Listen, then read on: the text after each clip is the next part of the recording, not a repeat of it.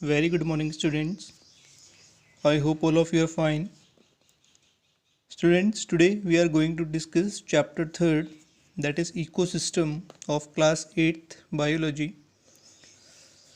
So in the previous lecture we have discussed about ecosystem and its components, and we have discussed the first component, that was biotic component, and today we are going to discuss abiotic component.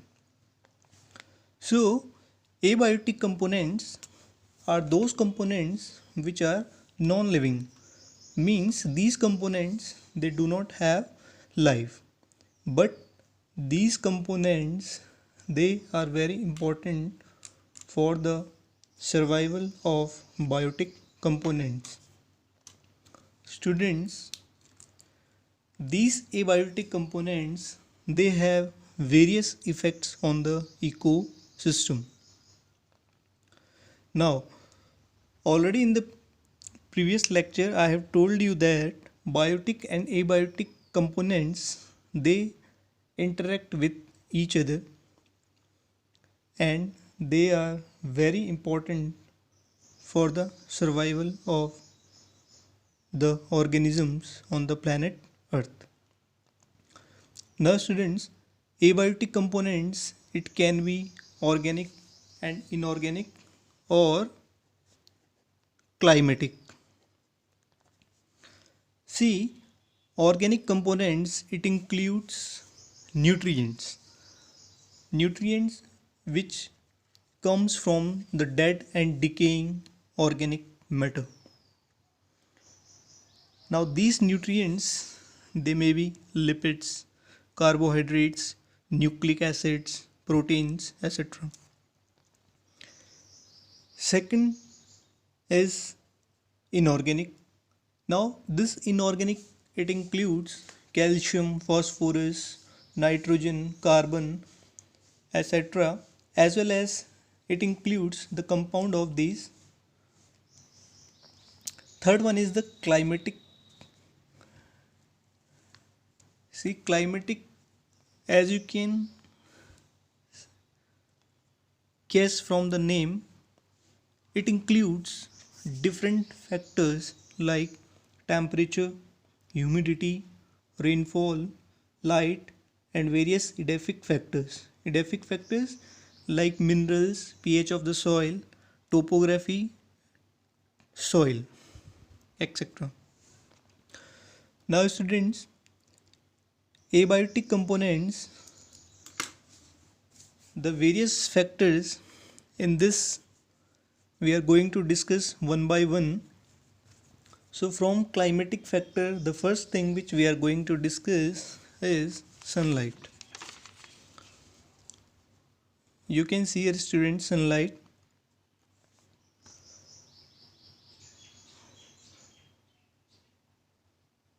Now you all know that why the sun is important.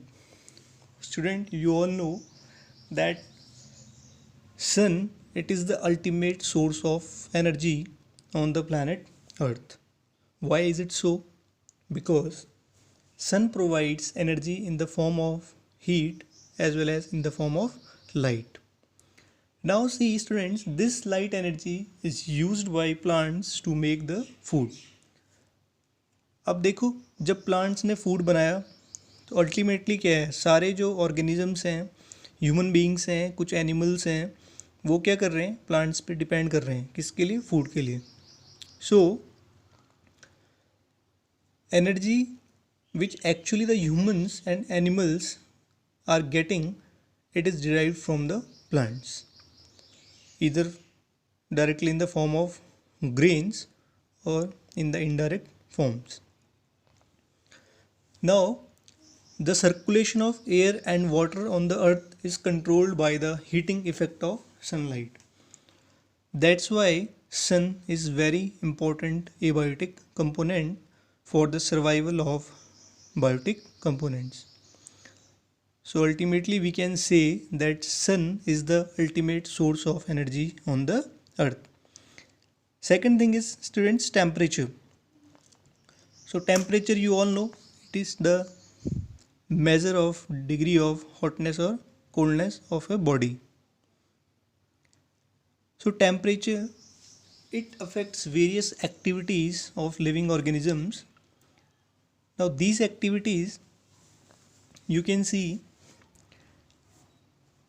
according to the temperature of the area, the living organisms or different species of plants and animals flourish there. Means they grow there, and their growth totally depends on the temperature. Now students, each organism flourish over a range of temperature. So this range of temperature is called temperature tolerance range. Now we will discuss with some examples. You can see polar bears and penguins, they are found in cold places. They cannot survive in hot and humid tropical climate. On the other hand, tigers and elephants live in warm jungles and are not found in colder places because their body is adapted in such a way to the temperature that if their transportation is there from their original region to the region where they have not been adapted, then they are going to die. Some other example we can see, students. You have seen camels. Camels, they can bear higher temperature of the deserts by raising its body temperature.